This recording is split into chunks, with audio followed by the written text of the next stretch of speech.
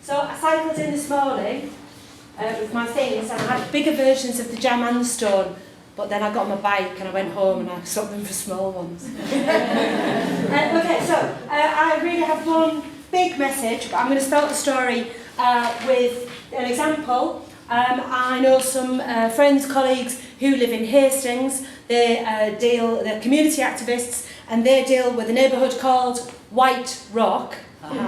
And the people in White Rock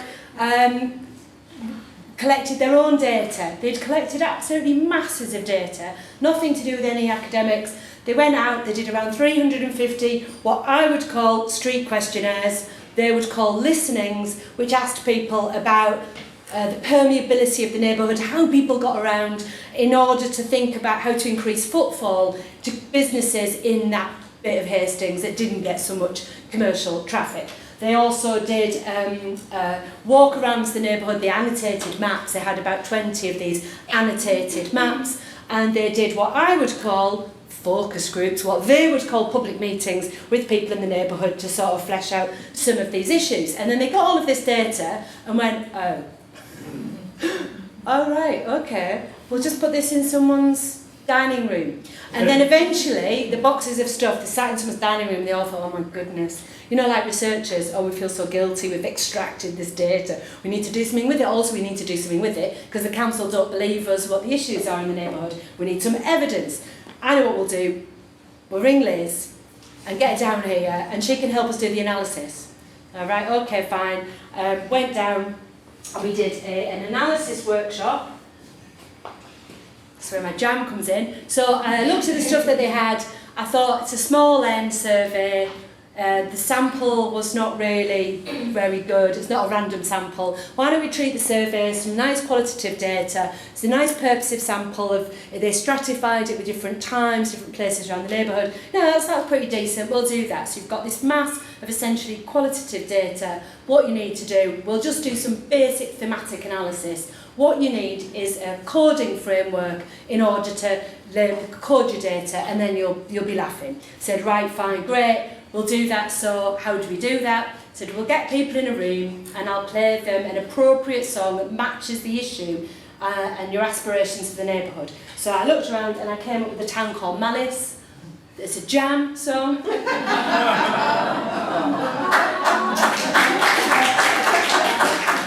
So some of the relevant lyrics are, stop apologising for things you've never done, because time is short and life is cruel, but it's up to us to change. So this group of community activists, this was really appropriate, and I said, what do you think Paul Weller was trying to say in that lyric? And everyone said, oh, easy, so do this in pairs, don't copy the next door pair. So we did labelling coding, we did blind coding, we then compared what each of the pairs did.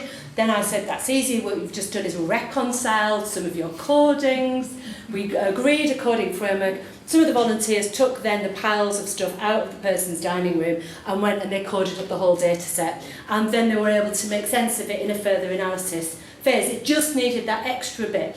And then I said, this is brilliant. Can I use you in a totally instrumental way to, as an example, a vignette in this book chapter I have to write for this book? Which is about using a rich range of social science methods for policy making. It includes narrative analysis, big data, qualitative comparative analysis, and chapter by me, citizen science. It's like, oh, brilliant, you could be a case study. And they went, no. What do you think I do this stuff for, right? No, what do you mean, no? They said, no, because it's not research. It is research. You went, did a survey, put your questionnaire, did a focus groups who did the analysis, said, no, it's not research. We fundamentally disagree because what we are activists, we want to make change. And research is separating knowledge and action, and it leaves the person who the information comes from in a passive position. And what the listenings do in comparison to a traditional form of getting data is ask people about their passions and how they're going to be mobilised to do something to change in response. And therefore, we had a long struggle about how to frame this work, not as research, but as action, as community action that was evidence-informed. And that's my message. My main message is that citizen social science, for me, suffers the same problem as social science generally, which is the gap between generating information and using that information for positive social transformation. And I think that my experiences with the White Rock neighbourhood and the citizens there were really instructive in reminding us that we do this for a reason.